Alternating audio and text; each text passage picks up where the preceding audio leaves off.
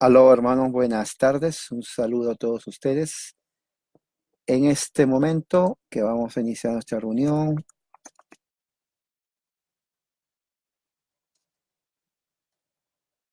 un saludo a todos los presentes en este momento. Ah, si me pueden decir, por favor, con el dedito sí que me están escuchando bien. De esa forma voy a saber de que la conexión está bien antes de que empecemos o sigamos el tema de hoy, que es un tema muy buenísimo, muy bueno. Continuando con nuestro estudio de la carta a. Ok, ahí vi. Muy bien, Alma, gracias, muy bien. Nuestro hermano Mariano también. Saludos a todos, a los que se están integrando a nuestra reunión de hoy, agosto 26, Día del Señor del año 2018. Es increíble que ya agosto está acabándose, unos días más, y agosto se va. Ahí puse la confesión que vamos a hacer hoy de Westminster referente a la naturaleza de Dios. Así que ah, ya el clima está cambiando aquí, está pasando a otoño, verano a otoño, y ya se empieza a sentir un poco la brisa de las estaciones. Muy bien, entonces un saludo otra vez a todos ustedes, a los que se están integrando en este momento. Para empezar el estudio, quisiera que tengan ya la Biblia a la mano, que tengan su Biblia a la mano, que ah, yo tengo las dos versiones, la Reina Valera y la versión de las Américas. El tema de hoy es un tema que sigue entonces la segunda carta de Pablo a su amado hijo Timoteo. Muy bien, entonces de esta manera, una bienvenida a todos los hermanos otra vez. Y vamos entonces a leer la confesión de Westminster que dice, no hay sino un solo Dios, el único viviente y verdadero, a quien es infinito en su ser y perfecciones, espíritu purísimo, invisible,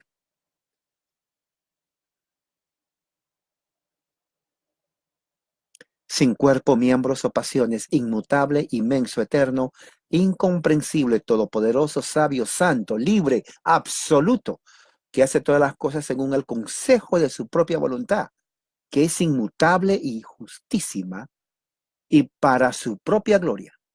También Dios es amoroso, benigno y misericordioso, paciente y abundante en bondad y verdad, perdonando toda iniquidad, transgresión y pecado, galardonador de todos los que le buscan con diligencia y sobre todo muy justo, terrible en sus juicios, que odia todo pecado y que de ninguna manera dará por inocente a quién, al culpable.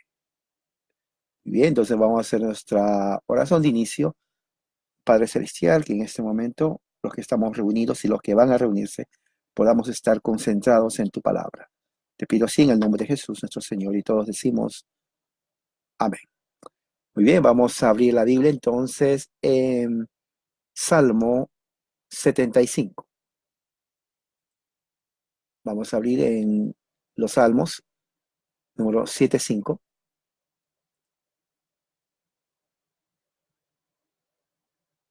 Entonces, como saben, voy a leer la Biblia de las Américas. Si usted tiene la Biblia Reina Valera u otra versión, entonces me puede seguir en este momento.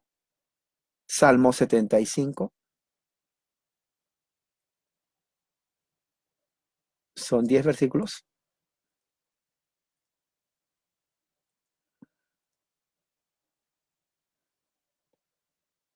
Dice así la bendita palabra de Dios. Te damos gracias, oh Dios, te damos gracias, pues cercano está tu nombre. Los hombres declaran tus maravillas cuando yo escoja el tiempo oportuno. Seré yo quien juzgará con equidad. Tiembla la tierra y todos sus moradores, mas yo sostengo sus columnas. Dije a los orgullosos, no os jactéis, y a los impíos no alcéis la frente, no levantéis en alto vuestra frente, no habléis con orgullo insolente, porque ni del oriente, ni del occidente, ni del desierto viene el enaltecimiento, sino que Dios es el juez. A uno humilla y a otro ensalza, porque hay un cáliz en la mano del Señor y el vino fermenta, lleno de mixtura y de este él sirve. Ciertamente la sorberán hasta las heces y lo beberán hasta los impíos de la tierra. Pero yo lo anunciaré.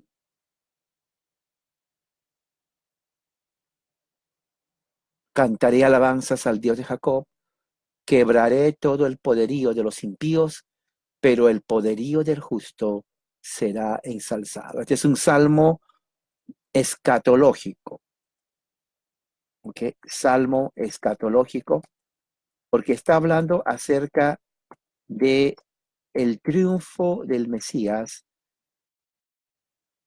el triunfo del Mesías sobre sus enemigos.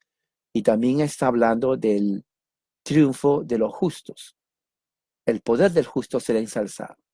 ¿Quién es el justo? El que está en Jesucristo. La iglesia, los justos. ¿Quién es el impío? Aquellos que rechazan al Mesías, a la palabra de Dios. Eso vino como evidencia en el año 70 cuando Jerusalén fue destruida por el ejército romano liderado por el general Tito. Entonces ellos destruyeron como un juicio por haber rechazado al Mesías, al que Dios lo envió a predicar las buenas nuevas.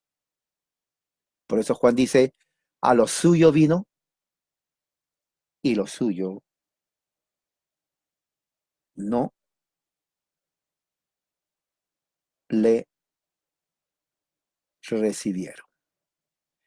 Muy importante eso tomar en mente porque todo eso va como en una explicación de lo que pasó en ese momento. Bien, vamos a hacer una oración de intercesión y usted allí en su casa ora conmigo. Padre Celestial, venimos a ti para que con tu amor y tu misericordia estés con nosotros. Te damos las gracias por todos los beneficios que nos das, comida, casa, una cama donde descansar, donde comer. Gracias porque hay otra gente que vive en desgracia, sin comida, sin techo, sin cama, sin propiedades.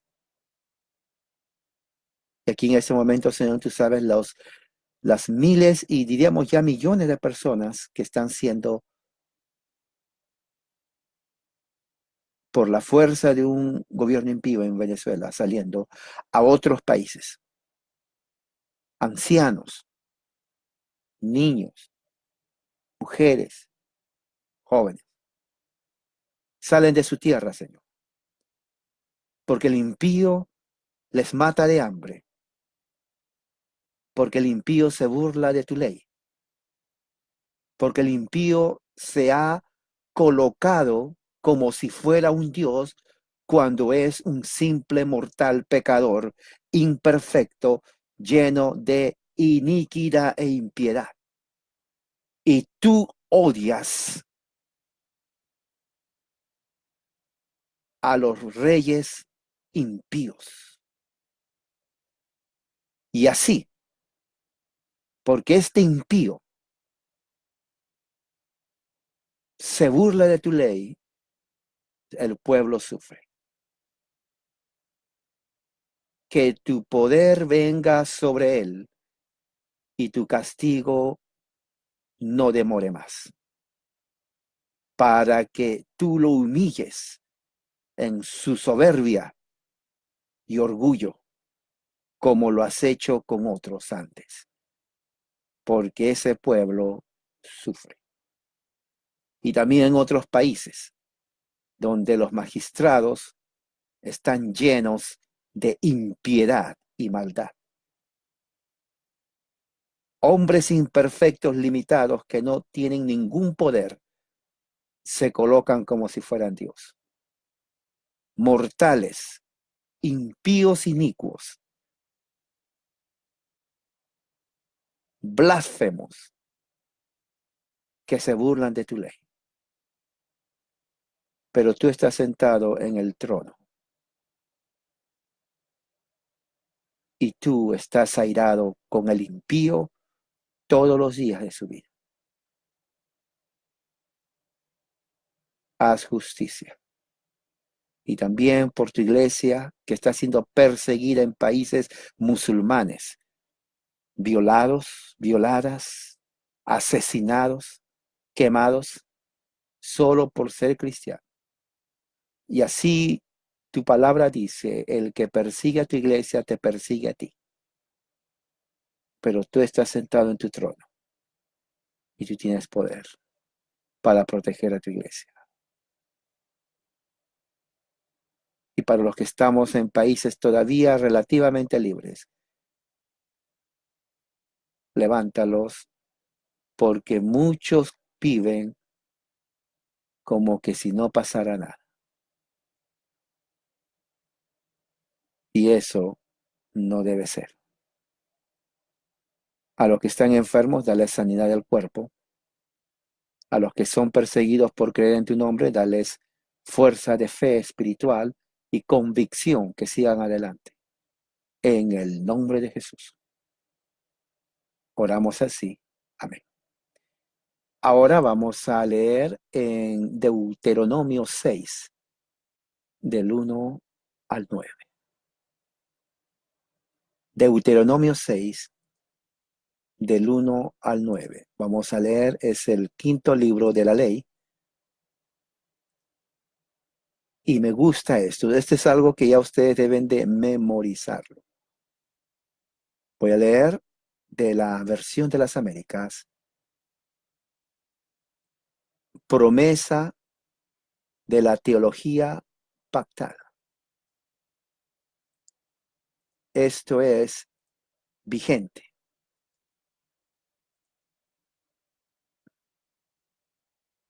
Dice así la palabra de Dios. Estos pues son los mandamientos, los estatutos y los decretos que el Señor vuestro Dios me ha mandado que os enseñe, para que los cumpláis en la tierra que vais a poseer, para que temáis al Señor tu Dios, guardando todos sus estatutos y sus mandamientos que yo te ordeno. Tú y tus hijos y tus nietos, amén, todos los días de tu vida, para que tus días sean prolongados. Escucha, pues, Israel. Cuida de hacerlo para que te vaya bien y te multipliques en gran manera, en una tierra que emana leche y miel, tal como el Señor, el Dios de tus padres, te ha prometido. Escucha, oh Israel, el Señor es nuestro Dios, el Señor uno es. Amarás al Señor tu Dios con todo tu corazón, con toda tu alma y con toda tu fuerza.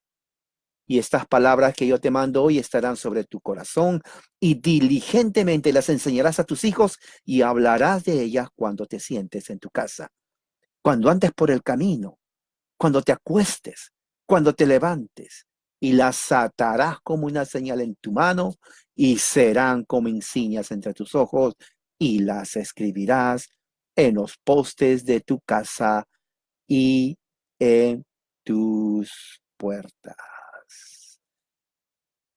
Esta es la promesa abrámica que se cumplió también cuando Dios dio su decálogo a Moisés y se cumple en Jesucristo. A tus hijos y a tus nietos,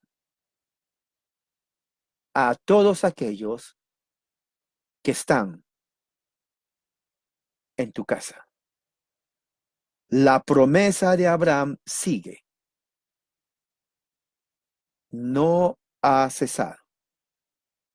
Esto enseñarás a tus hijos y a tus nietos, y tus hijos enseñarán a sus hijos y a sus nietos, y tus nietos enseñarán a sus hijos y a tus nietos, y así sucesivamente, los mandamientos del Señor. sus estatutos, para que lo teman, para que lo cumplan, para que así el Señor envíe refrigerio a su pueblo, a aquellos que confiesan el bendito nombre de nuestro Señor Jesucristo. Vamos a hacer una oración de iluminación para pasar entonces a la bella, hermosa, profunda y deliciosa exposición de la palabra de Dios. Oremos. Padre Celestial, prepara nuestra mente y corazón para recibir tu palabra, para que aquellos que están escuchando van a escuchar. Que tu espíritu sea el que redarguya su alma y sus oídos y su corazón. En el nombre de nuestro Señor Jesucristo. Amén. Vamos a abrir la Biblia entonces en segunda de Timoteo, en el capítulo 2, versículos del 1 al 7. Ese es el texto de lectura de hoy. Segunda de Timoteo 2, del 1 al 7. Estamos avanzando entonces a esta segunda carta que va a ser una gran enseñanza de lo que Pablo habla. Así dice la bendita palabra de Dios. Tú, pues, hijo mío, fortalécete en la gracia que hay en Cristo Jesús. Y lo que has oído de mí en la presencia de muchos testigos, eso encarga a hombres fieles que sean idóneos para enseñar también a otros. Sufre penalidades conmigo, como buen soldado de Cristo Jesús. Ningún soldado en servicio activo se enreda en los negocios de la vida diaria a fin de poder agradar al que lo reclutó como soldado. Y también el que compite como atleta no gana el premio si no compite de acuerdo con las reglas. El labrador que trabaja debe ser el primero en recibir su parte de los frutos.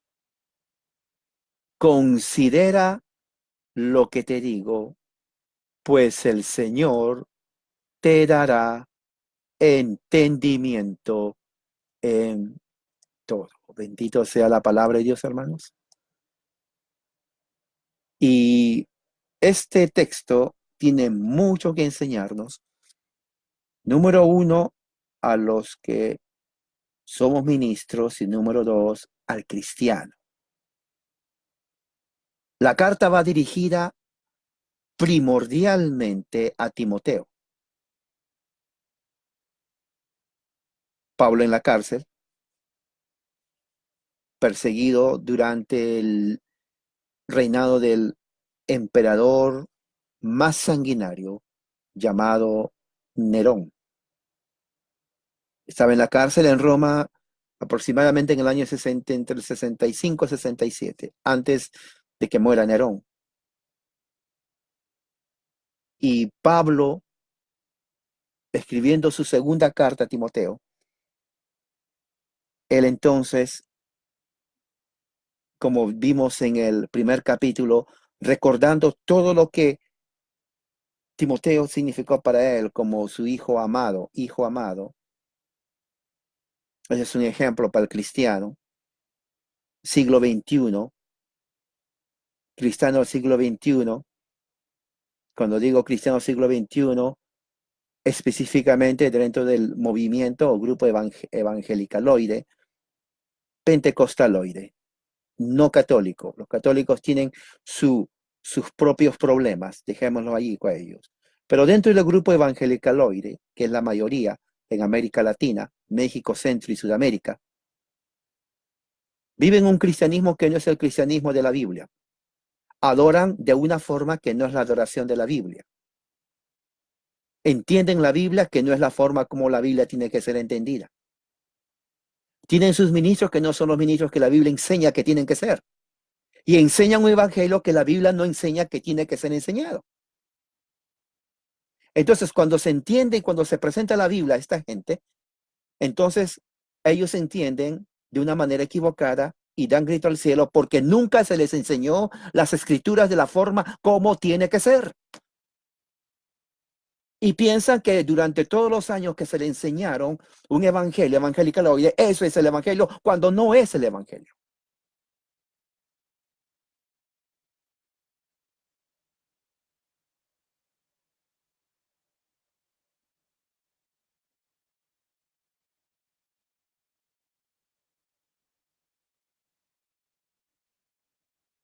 Pablo le dice a Timoteo, fortalécete. Cuando Pablo le dice a Timoteo, fortalécete, le están dando un mandato porque el verbo está en el imperativo.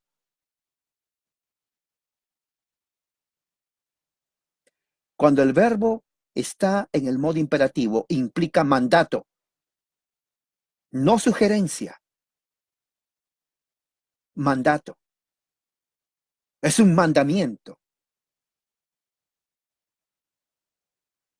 Pablo en la cárcel, en la oscuridad, en el frío,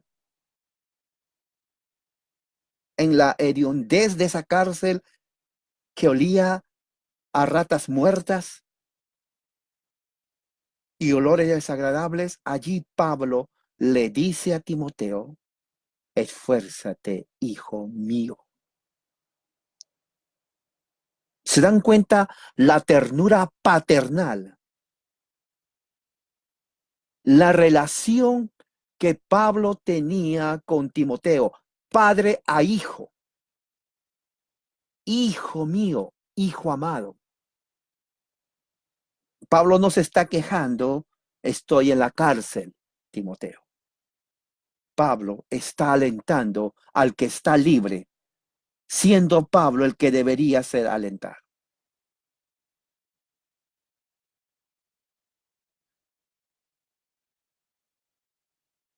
Tú, en forma personal, tú, Timoteo, haciendo personal la carta.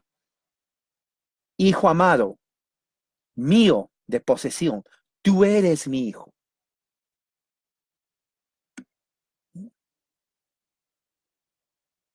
Te doy un mandato, Timoteo. Hijo mío,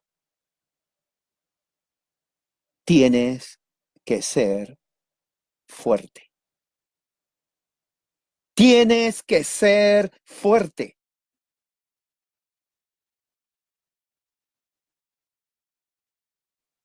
¿Cómo ser fuerte? La ley te menciona lo que debes hacer y la ley te enseña que eres un pecador, pero la ley no te da la fuerza para hacerlo. La ley te enseña el mapa, lo que es, y señala lo que no eres. Nada más. ¿Cómo ser fuerte? Ahí lo dice Pablo. En la gracia. Preposición en. Significa algo en donde uno está adentro. Cuando estamos en la gracia de Dios, somos fuertes. Cuando estamos en la gracia de Dios, somos fuertes. Porque la vida cristiana se vive por fe y no por vista. Pablo estaba en la cárcel. Si él hubiera tomado en cuenta su situación física, él diría, soy un desgraciado.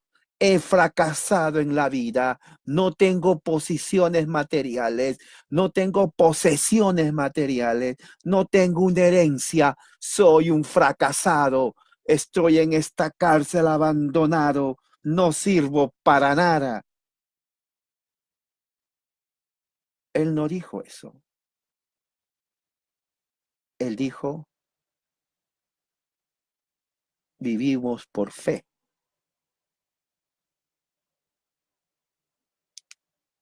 y no por vista. Las circunstancias físicas de Pablo no determinan su valor como cristiano, su posición ante Cristo. Por eso, él pudo decir, hijo mío amado, fortalécete. Hasta el último segundo de su aliento, Pablo sabía que su llamado era solamente para agradar al Rey de Reyes y Señor de Señores, que no era el emperador romano, sino Jesús el Cristo.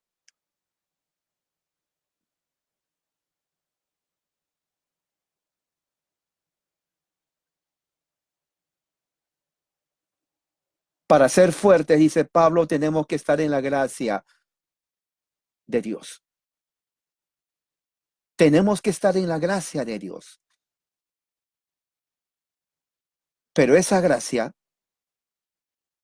¿dónde se encuentra? Pablo lo dice ahí mismo, se encuentra en Cristo Jesús. Preposición en. El que está en Cristo está en la gracia de Dios, y el que está en la gracia de Dios es fuerte. Escríbalo. El que está en Cristo está en la gracia de Dios, y el que está en la gracia de Dios es fuerte. Por eso Pablo podía decir a Timoteo, hijo amado mío, fortalécete en la gracia de Dios, la cual se encuentra en Jesucristo. Si estás en Cristo, estás en la gracia de Dios y te puedes fortalecer en esa gracia. Pablo lo sabía muy bien. Él estaba encarcelado por el testimonio de Jesús, al igual que muchos. Juan también estaba encarcelado en la isla de Patmos. Posiblemente la carta de Juan estaba siendo escrita casi al mismo tiempo, porque él escribió antes que muera o antes que se destruya las murallas de Jerusalén. La bestia estaba todavía viva, que era Nerón. Esa es la gran persecución. Cuando dice habrá gran tribulación, esa es la tribulación que empezará. Cristianos perseguidos, amarrados en estacas, clavadas dentro del Coliseo romano. Cientos, muchos dicen miles, les prendían fuego estando vivos y alumbraban el Coliseo romano por días. El olor a cuerpo chamuscado, a carne humana, llenaba toda la ciudad de Roma, mientras Nerón y sus soldados se gozaban viendo y escuchando los gritos de agonía de los cristianos, hombres, mujeres, jóvenes y niños, gritando por el dolor de la quemadura, pero cantando porque iban a ver a su Redentor. Los historiadores señalan que había el camino de la Pax Romana, en donde crucifijos estaban ahí, muchos cristianos juntos con los ladrones. Y a los cristianos se les bañaba de petróleo y se les prendía fuego estando vivos. El olor de carne chamuscada llenaba. Pero lo que ellos eran más sorprendidos es que estando ellos siendo quemados, dicen los historiadores, los cristianos cantaban al Señor.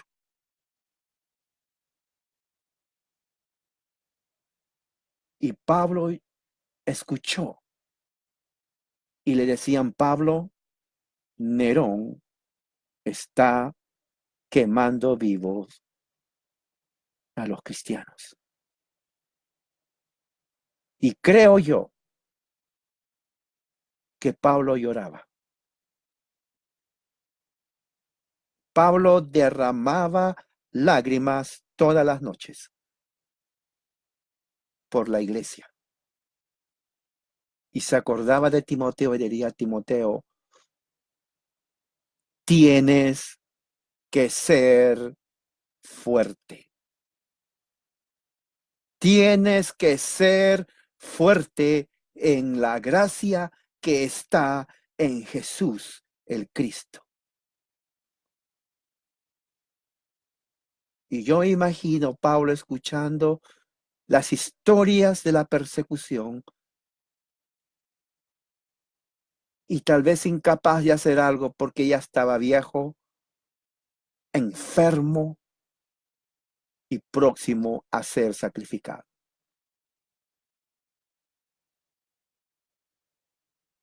Y decía: Timoteo, lo que tú has oído de mí en la presencia de muchos testigos,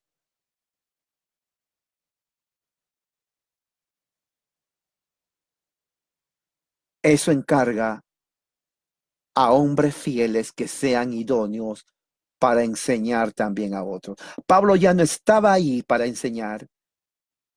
Sus últimas instrucciones es para Timoteo. Le dice: Timoteo, todo lo que tú has escuchado de mí cuando estábamos libres, cuando me acompañabas a los viajes, en presencia de los testigos, yo quiero que eso que tú has escuchado de mí, enseñes a hombres fieles. Escoge hombres fieles, pero asegúrate que ellos puedan enseñar también a otros. La transmisión del evangelio. La transmisión del evangelio. Se dice que Pablo escribió más cartas, pero durante el incendio de Jerusalén por la bestia de Nerón, muchas sinagogas judías fueron destruidas y se quemaron innumerables rollos del Antiguo Testamento. Rollos que nunca más vamos a ver. La Septuaginta. Cada sinagoga tenía un rollo. Fueron quemados, fueron destruidos. Algunos se salvaron. Algunos rollos del primer siglo se salvaron, pero la mayoría fueron destruidas. Es en ese momento y en esa circunstancia que se dice que las cartas de Pablo y otras cartas apostólicas fueron destruidas. Y solo quedaron 13 cartas que las tenemos. Entonces, todo lo que Pablo le está diciendo a Timoteo era oral. No había tiempo de escribir. No había tiempo para sentarse en un escritorio y escribir. Pablo le dice a Timoteo: todo lo que tú escuchaste, por favor, enseña a hombres inteligentes para que estos enseñen también a otros.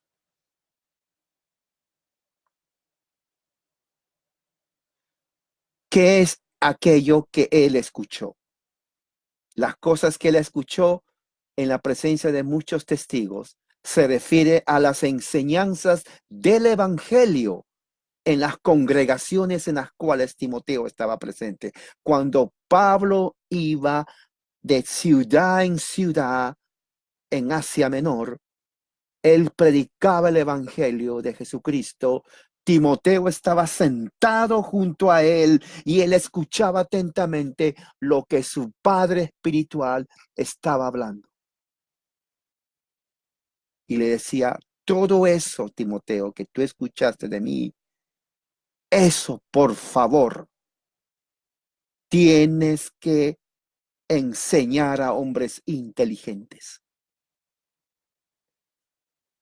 Muchas veces se entiende estas cosas como refiriéndose a las verdades fundamentales del apóstol en presencia de ancianos de la congregación. Cuando dice delante de muchos testigos, hay varias interpretaciones.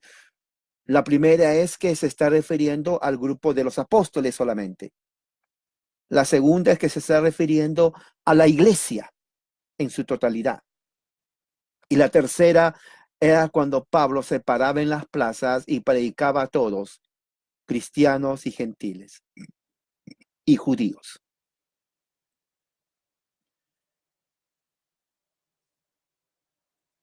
Me atrevo a decir que aunque las tres es posible,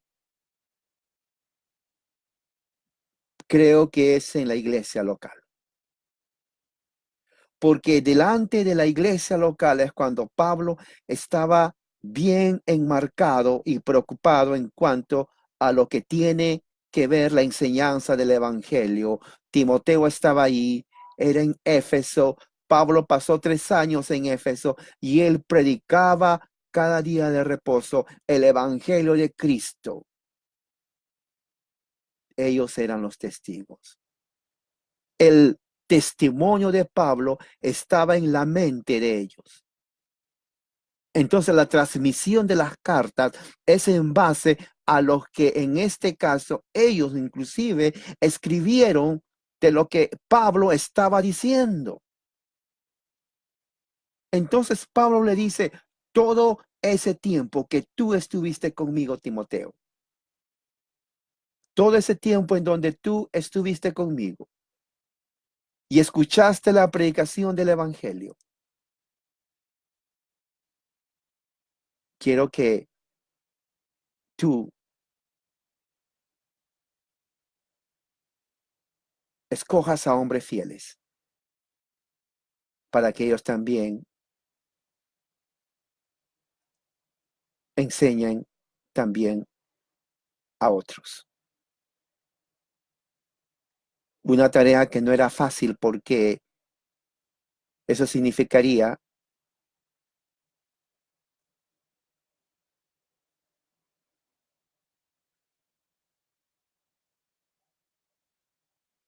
que Timoteo tenía que buscar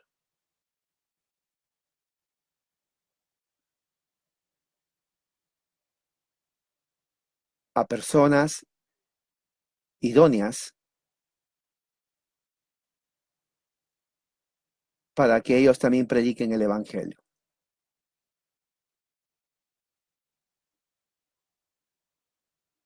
Y hay una parte aquí que yo quiero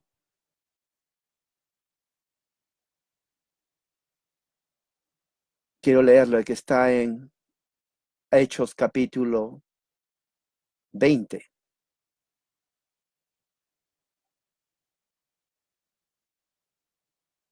Cuando Pablo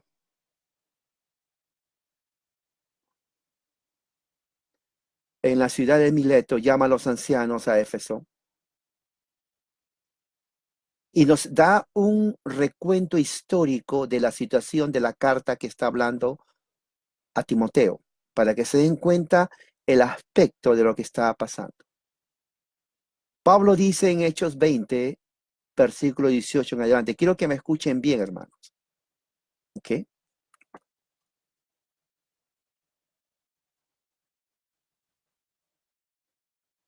esto es muy importante. Dice así. Cuando vinieron a él, les dijo, vosotros sabéis cómo me he comportado entre vosotros todo el tiempo, desde el primer día que entré a Asia. Mire, Pablo, su primer viaje misionero a Asia. Gloria a Dios. Pablo entró a Asia, sirviendo al Señor con toda humildad y con muchas lágrimas. Les dije, Pablo lloraba por la iglesia. Pruebas que me han venido por las acechanzas de los judíos. Judíos siempre fueron el enemigo del evangelio. Esto no es antisemitismo. Judíos siempre fueron y son enemigos del evangelio de Cristo. ¿Ok? No son como dicen ahí algunos evangélicos que es la iglesia, es el pueblo escogido de Dios. No, no son el pueblo escogido de Dios. El pueblo escogido de Dios es la iglesia que está en Cristo. Punto, se acabó. Dice, como nada que fuese útil, he rehuido de anunciaros, enseñados públicamente y por las casas. Aquí está. Cuando dice Pablo, el testimonio delante de muchos testigos se está hablando ahí. Fíjese, lo hacía en las casas y en el público. O sea que también está la posibilidad de todo lo que Pablo habló, le está diciendo a Timoteo, Timoteo, lo que yo hablé en presencia de testigos, se está refiriendo a eso. ¿Qué más dice Pablo? Testificando judíos y gentiles acerca del arrepentimiento para con Dios y de la fe en nuestro Señor Jesucristo. Es el mensaje de Pablo. Un mensaje corto, pero un mensaje revolucionario. Testificando a judíos y a gentiles acerca del arrepentimiento para con Dios y de la fe en nuestro Señor Jesucristo. No hay otra forma de ser justificados ante Dios sin Jesucristo. Para el gentil viene a ser ignorancia, para el judío piedra de tropiezo. Sin Jesucristo no hay salvación, conocimiento a Dios. El judío rechaza a Jesús, diciendo que Jesús, el Jesús de nosotros, es un bastardo. Y su madre fue una prostituta que le engañó a José. No puede ser la religión de Dios, el judaísmo, no lo puede ser, porque niegan a Cristo. El musulmán al menos reconoce a Cristo como profeta. El judío lo rechaza, se burla. Descendientes de aquellos que persiguieron al apóstol Pablo. Dice, ahora he aquí yo ligado en el espíritu y voy a Jerusalén sin saber lo que allá me ha de acontecer. Exactamente. Pablo ya estaba sintiendo lo que iba a pasar. Le iban a arrestar y lo iban a poner en la cárcel ante los romanos. Salvo que el Espíritu Santo por todas las ciudades me da testimonio, diciendo que me esperan prisiones y tribulaciones. Los Estados Unidos de América tiene las mejores universidades del mundo, los mejores seminarios del mundo. Cada día se imprimen miles y miles de libros, Biblias de todas las versiones, Biblias de todas las formas, hermosas ilustraciones. Predicadores a montón, graduados de universidades, de seminarios, con grados de maestro, doctores en filosofía, doctores en teología. Tienen sus programas de televisión multimillonarios. Pablo tenía más que ellos. Prisiones y tribulaciones. Pablo tenía como premio de su llamado el ser prisionero y estar atribulado todos los días de su vida a causa de Jesucristo. Él no tenía avión gratis, no existía. Ni carro, ni burro gratis, ni cabello, ni caballo, ni camello gratis. No tenía un hotel especial en Jerusalén donde le decían, ven, aquí está para ti, estimado Pablo. No tenía ropas lujosas o joyas como tiene el papado en el Vaticano, ni tampoco muchos predicadores evangélicos que hacen gala de sus millones de dólares y mansiones con aviones privados. Pablo tenía como recompensa el estar en la cárcel a oscuras, hedionda y fría, con olor a rata muerta y en tribulaciones. Nunca tuvo un momento de decir, me voy de vacaciones por 3 o 5 días a Hawái o a las playas de Veracruz o al Cono Sur. Voy a tener que ir de vacaciones porque tengo estrés. Pedro, tú te quedas a cargo. Nunca tuvo ese privilegio porque él nunca consideró que vacaciones es parte de predicar el evangelio.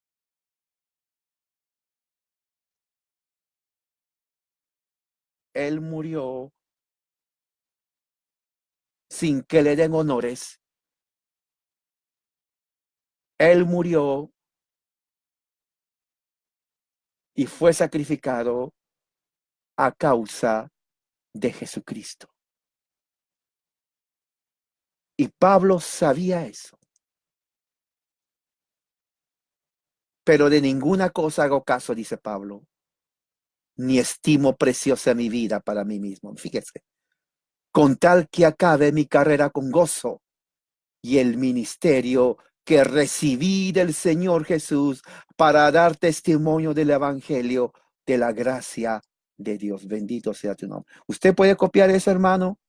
Usted le puede decir eso a su pastor, a su ministro, y decirle que Pablo, estando en la cárcel, sabiendo que le estaban buscando para matar, cuya salud tal vez tenía la peor condición física, perdiendo el ojo, tal vez con la presión alta, tal vez con tiroides o diabetes, o tal vez teniendo las peores enfermedades que todo un cuerpo frágil de un hombre viejo que no tomaba vitaminas estaba pasando por predicar el evangelio. Él dijo, no me importa porque yo no estimo preciosa mi vida.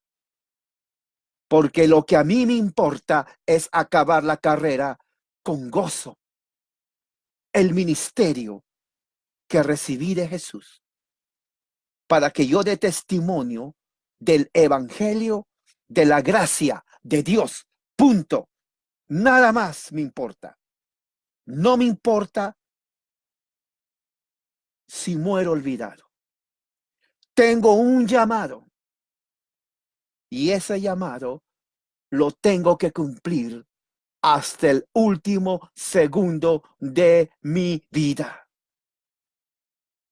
Esa era la convicción de Pablo. Y ahora aquí yo sé que ninguno de ustedes, entre quienes he pasado predicando el reino de Dios, verá mi rostro. Es exactamente lo que dice en la primera carta. Por tanto, yo os protesto en el día de hoy que estoy limpio de la sangre de todos. Esto es lo que dice Pablo.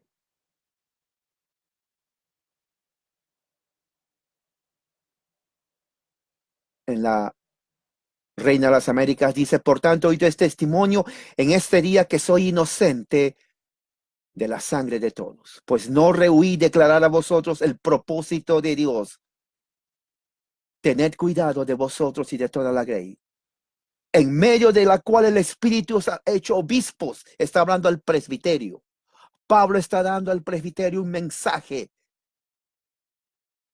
Al presbiterio, Pablo no le está diciendo, presbiterios, a partir de ahora vamos a tener nosotros un concierto de música para que todos recaudemos dinero y se compren corbatas nuevas. No vamos a ir a ningún retiro en el mejor hotel de 5 estrellas en los Estados Unidos. Oh, quiero que se pongan los zapatos más lustrados que existe en el Imperio Romano.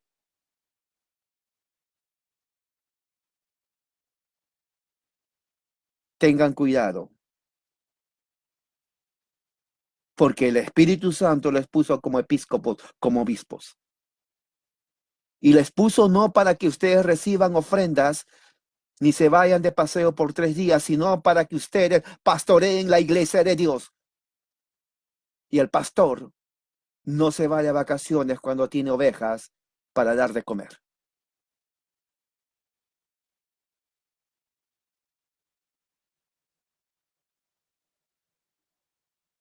Esta iglesia, Él la compró con su propia sangre.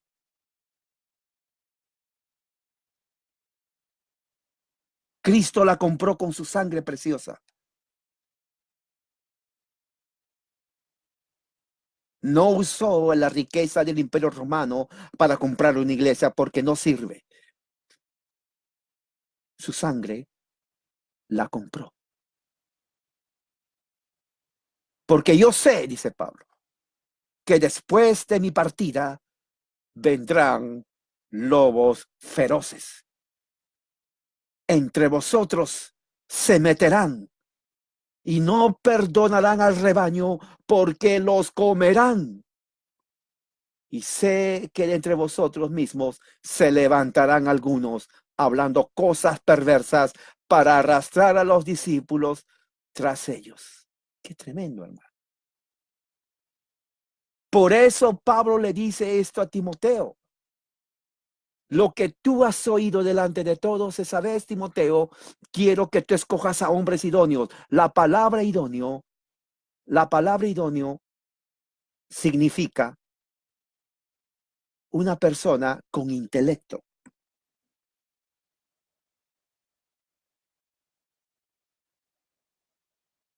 Pablo no quería que Timoteo escoja a ignorantes. Pablo no quería que Timoteo escoja a gente que no sirve absolutamente para nada. No quería payasos en el púlpito. No quería los que entretenían. Pablo dijo a Timoteo, tú tienes que confiar esto. La palabra encargar es eso. Tienes que confiar. Era un mandato. Pon en confianza y encarga.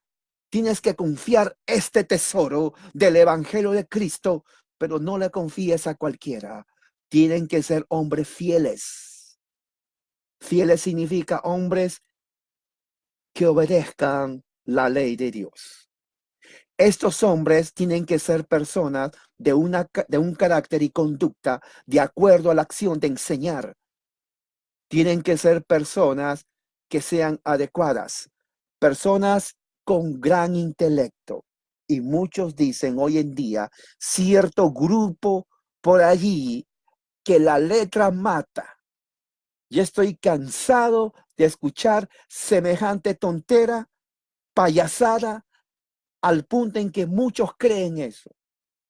Dios nos dio un cerebro y Pablo le está diciendo a Timoteo, tú debes de escoger hombres idóneos, inteligentes, fieles, con gran intelecto para que ellos puedan enseñar a otros. No escojas a malandrines, no escojas a gente que no sirve, a los ociosos, holgazanes, no sirven para nada.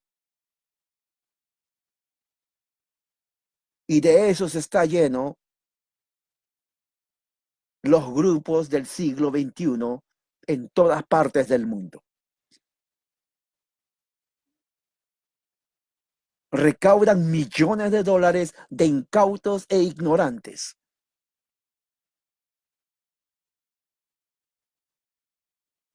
Y creen que eso es evangelio.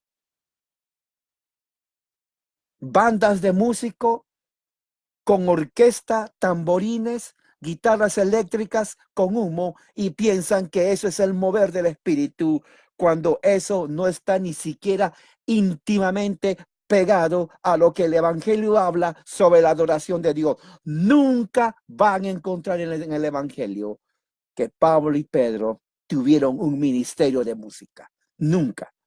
Y usted se puede enojar conmigo e irse, pero nunca existe, no hay ninguna evidencia, porque la adoración que Dios recibe es de la congregación.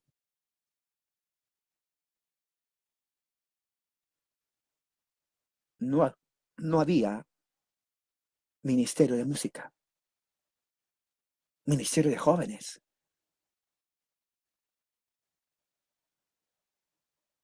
El obispo era encargado de enseñar, nutrir la mente y el espíritu a las generaciones de iglesias.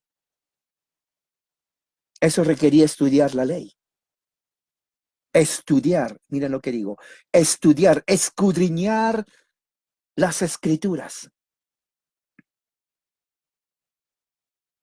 Ser idóneo implica entonces ser suficiente con un carácter y conducta adecuado para la acción de enseñar. Cualquiera no podía enseñar. Pablo le está poniendo una carga dura a Timoteo. Timoteo, no simplemente escojas a ociosos, aquellos que no sirven absolutamente para nada.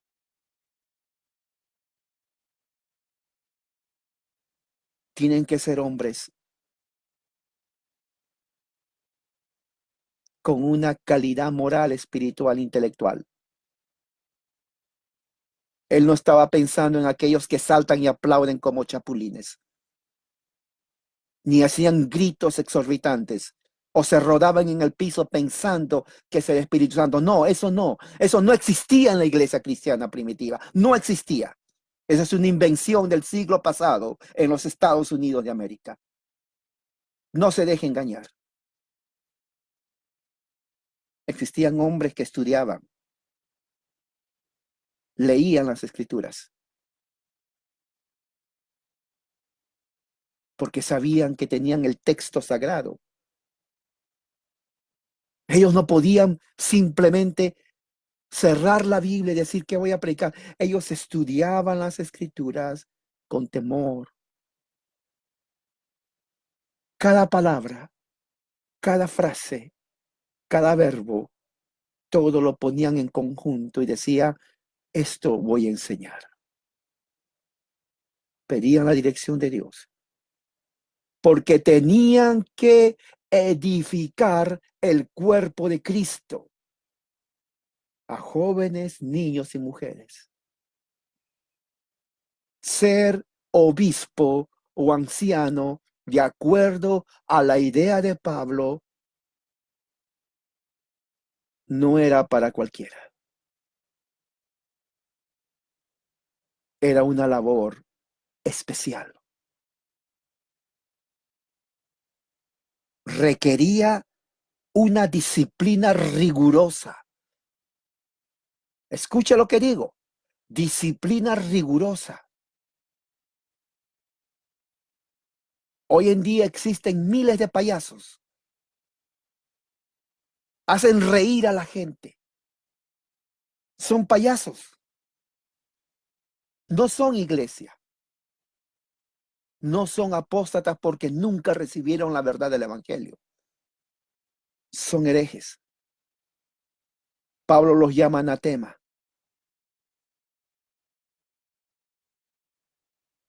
Eso es lo que está lleno. Llamarles inclusive iglesia es una ofensa. Yo no los llamo iglesia. No son apóstatas porque nunca conocieron la verdad. Ellos nacieron en la mentira y siguen en la mentira.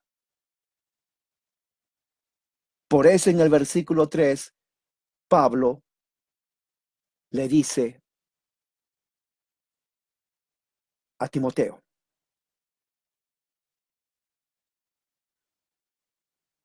y este es un mandato, quiero que entiendan todos, sufre. La palabra sufre está en el imperativo.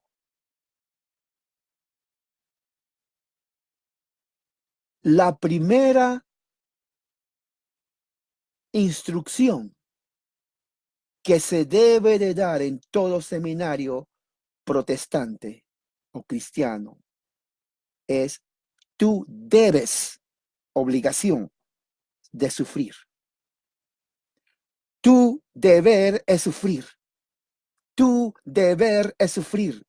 Tu deber es sufrir. Debes de sufrir. Pablo le dijo a Timoteo, conmigo, porque Pablo sabía que una vida cristiana sin sufrimiento es un circo. Es un circo. Pablo le dice, te mando a que tú sufras conmigo. ¿Pero qué clase de sufrimiento? Y ahí pone el adverbio como. El adverbio como implica una evidencia de una comparación. Está señalando a Timoteo figuras literarias. Y dice, tienes que sufrir conmigo, así como si fueras o eres un soldado de Cristo Jesús. La palabra soldado en el griego tenía una connotación militar. Pablo está usando un término militar. Algunos de ustedes saben lo que es ser militar. Mi padre fue militar. El militar sigue reglas estrictas. Eso define su carácter. Eso define su carácter. Y les enseñan a someterse a la autoridad donde ellos están. Y tienen que ser estrictos y obedecer. Pablo está diciendo a Timoteo, tú eres un soldado. El soldado no se va de vacaciones ni descansa. El soldado siempre está en pie de guerra. El soldado de Jesucristo siempre está en pie de guerra. Pablo era el ejemplo. Y Pablo utiliza 3 figuras literarias para hacer entender lo que él quiere decir a Timoteo. Pablo enseña y usa la figura del soldado romano, la figura del atleta romano y la figura del agricultor, porque Roma en ese tiempo, al igual que todo lo mediterráneo, era prácticamente de una manufactura y de negocios en donde la agricultura era el primera área de trabajo y de producción. Los judíos eran agricultores. Jesús mismo utilizó parábolas en donde habla de la agricultura, del campo, de la semilla, de las flores, de los árboles, de los frutos. Toda la agricultura sirvió como ejemplo para dar a conocer las verdades del Evangelio de Cristo. Pablo le dice a Timoteo, tú debes de sufrir. Es un mandato.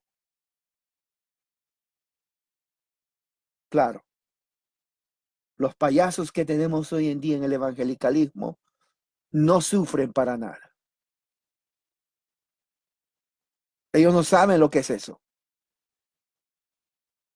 porque no han sido llamados, porque no les importa, porque no son del ejército de Cristo, no son soldados de Jesús, son payasos del demonio.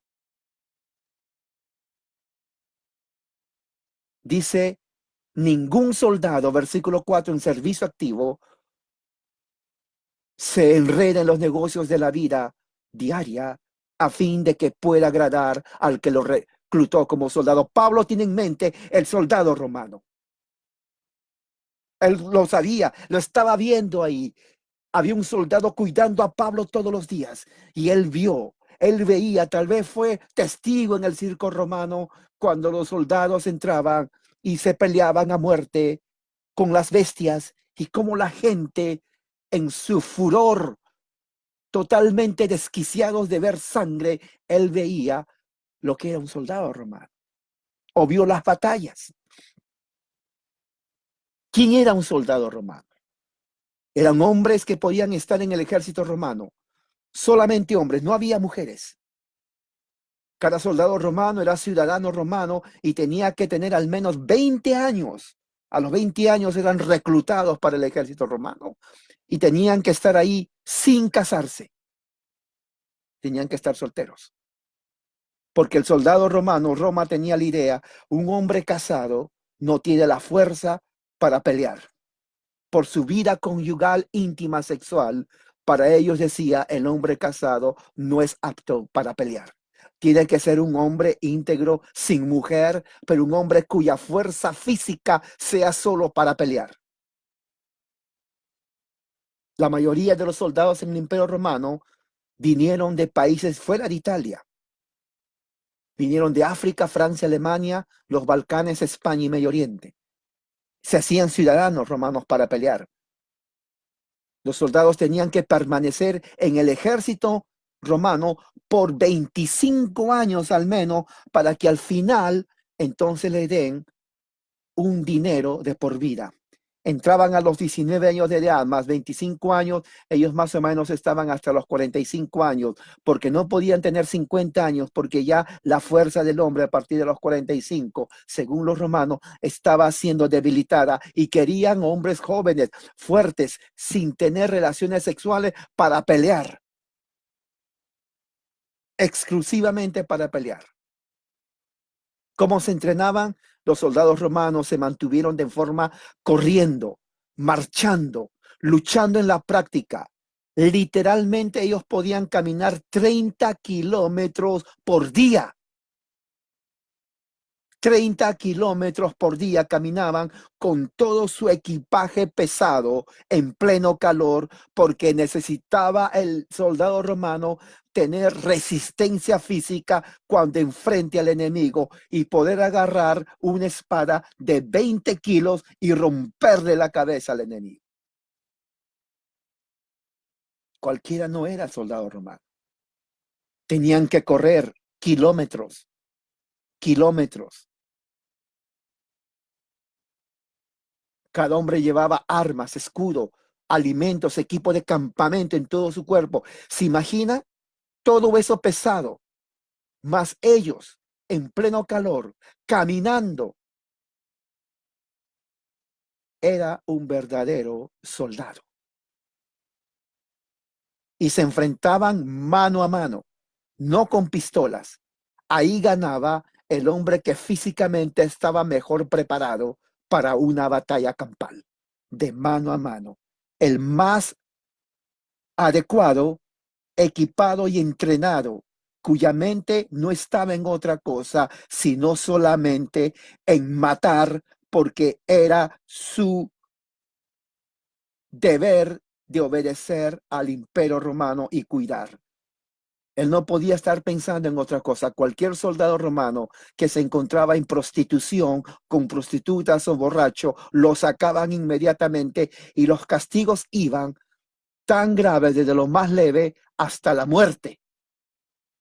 El soldado que se rebelaba era matado por los mismos soldados romanos, compañeros, como castigo de su desobediencia. El soldado que era ocioso y no quería pelear, también lo mataban.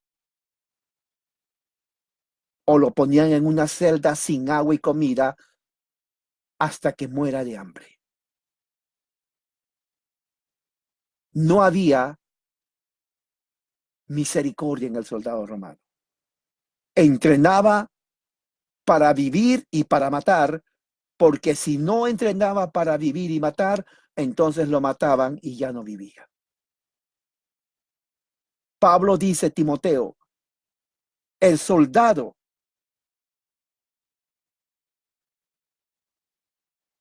que está activo nunca se va a enredar en los negocios de la vida, mujeres y borracheras, porque él tiene que agradar al que lo reclutó como soldado. Lo que Pablo está diciendo, Timoteo, tú fuiste reclutado por Cristo, no te enredes en los negocios de la vida. No te enredes en los negocios de la vida, porque tu vida no es la tuya, sino de Cristo. Tu voluntad no sirve. Tú estás para hacer la voluntad de Dios. Así como el romano, así como el soldado no tenía voluntad. Él simplemente entrenaba para matar, obedecer órdenes. Cuando le decían mata, tenía que matar.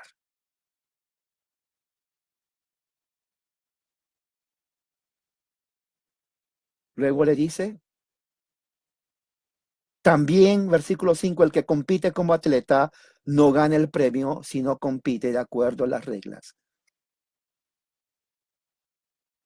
Muchos soldados romanos antes de ser soldados eran atletas. Y el deporte más común, más buscado y popular de entre todos los deportes que habían era el de gladiador. Claro, el deporte gladiador era un deporte a muerte. Había muchos deportes en el tiempo de Roma.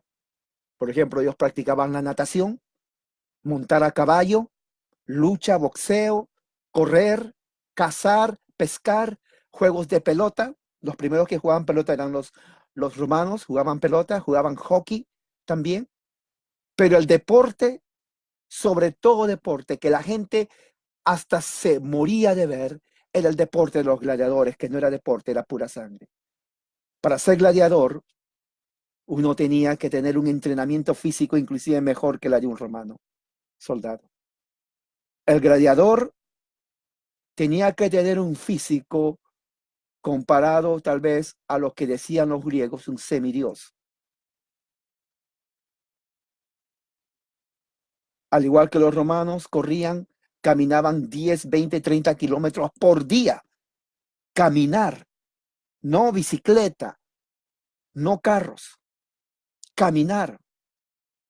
Y ellos comían semillas, comían semillas, eran la mayoría vegetarianos, porque eso les daba fuerza a su cuerpo y para que ellos puedan suplementar la proteína, porque la carne comían muy poco, tenían que comer una especie de planta en donde tenía esa clase de proteína y tomar agua porque se deshidrataban bastante.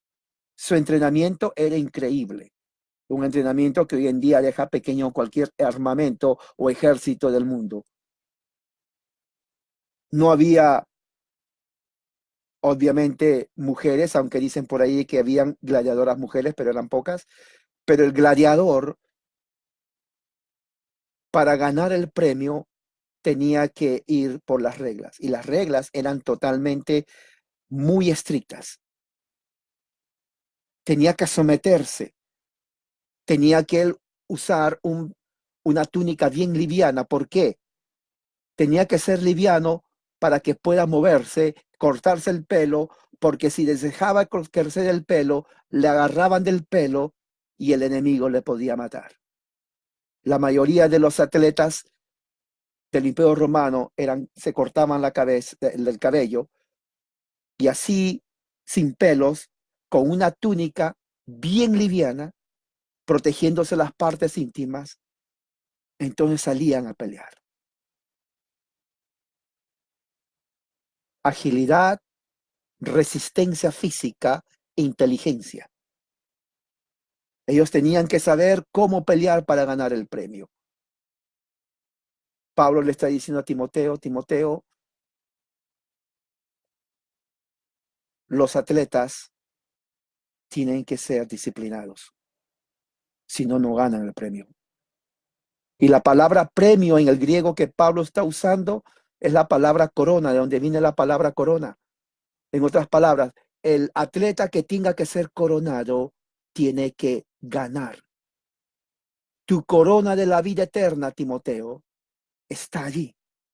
Tienes que pelear la buena batalla de la fe. Pablo siempre usa figuras literarias de la vida militar de Roma, porque él entendió que así como ellos son disciplinados, así el cristiano debe ser disciplinado. Claro, el cristiano del siglo XXI no entiende eso. No entiende eso. Para ellos esa parte de la Biblia no entiende, no está. Todo su culto, entre comillas, es saltar, aplaudir, gritar, sonreír, bailar, nada más, y hacer reír. Eso es lo que se llama iglesia hoy. Un grupo de infelices payasos que engañan a millones de gente. Nunca se une a ellos. Y por último, Pablo dice, el labrador que trabaja debe ser el primero en recibir su parte de los frutos. Esto tiene una connotación económica. El área de producción del Imperio Romano era primariamente agricultural. Y Pablo le dice a Timoteo, aquellos que trabajan el campo, aquellos que trabajan, la palabra trabajar viene de una palabra griega que significa trabajar hasta el cansancio, trabajar hasta que te quedes exhausto. Entonces allí recién tú eres el primero de recibir los frutos de tu trabajo. ¿Se imagina usted? Aquí el ocioso no puede comer. El que vive del Estado no sirve para nada. El perezoso, el indigente, aquel que no quiere trabajar porque le cansa trabajar, no es digno de recibir un salario. Por eso Pablo dice, el que no trabaja, principio económico capital, no coma, porque el Estado no es tu mamá ni tu papá para que te dé de comer. Tú tienes que trabajar y tú eres el primero de recibir los frutos de tu trabajo. ¿Qué le está diciendo Pablo a Timoteo? Trabaja, trabaja y trabaja fuerte hasta que te canses, porque tú serás el primero en recibir los frutos. Y Pablo concluye en el versículo 7, considera, y la palabra considerar es otro mandamiento, es un verbo. Hermanos, estamos llenos de mandatos aquí. Mandato quiere decir que si violamos estos mandatos, estamos desobedeciendo a Dios. Considera significa entiende, entiende, piensa, concibe, date cuenta, Timoteo. Es un mandato lo que yo te estoy diciendo. Todas las comparaciones que te he dado, piensa, medita. Te mando a que entiendas, pues el Señor te dará entendimiento. ¿Qué es lo que está diciendo Pablo aquí? Está diciendo que Dios le dará intelecto, discernimiento para que Timoteo entienda todo lo que Pablo está hablando. Entonces vemos entonces, hermanos, de que ser obispo, ser ministro, no es simplemente alguien que se para dentro del púlpito y hace cantar a personas inútiles. No, ser ministro implica una vida de sufrimiento. Es un deber sufrir, es un deber cuya voluntad está sometida a Jesucristo. Somos soldados de Jesús que tenemos que prepararnos y no caer en los negocios de la vida, porque tenemos que estar listos para hacer la voluntad del Padre, que nos llamó no a entretener a ilusos, sino a edificar a gente escogida y ama a Dios.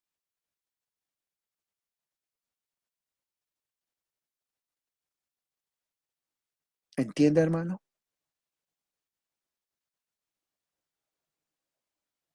Mi conclusión es la misma de Pablo. Mandato, considere, piense lo que Pablo dijo a Timoteo. Oremos. Padre Celestial, gracias por tu amor y misericordia, y que tu gracia que está en Cristo Jesús nos fortalezca ahora y siempre. Amén. Que la gracia y la paz de Cristo sea con todos ustedes, hermanos.